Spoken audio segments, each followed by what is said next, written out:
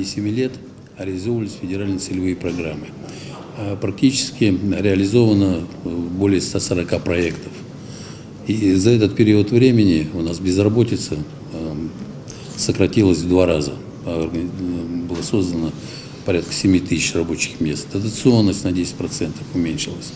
А вот самый главный результат этой 25-летней работы в Ингушетии состоит в том, что республика в настоящее время стала самостоятельным и таким равноправным субъектом Российской Федерации с хорошим, правильным, патриотичным руководством.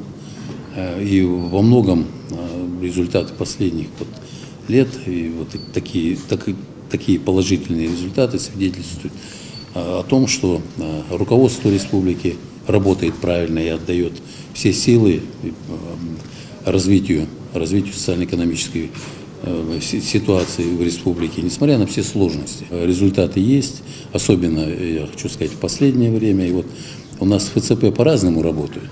Да? Вот Денис Валентинович знает. Да. Вот что касается реализации федеральных целевых программ в республике Ингушетия, то я вот с удовлетворением хочу сказать, что они состоялись здесь.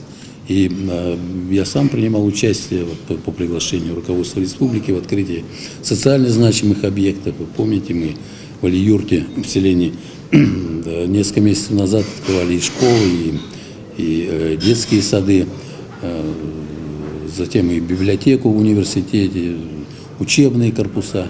Понимаете, когда идет планомерная стройка, вводятся объекты, есть разные проблемы, но системно работает федеральный центр вместе с региональной властью.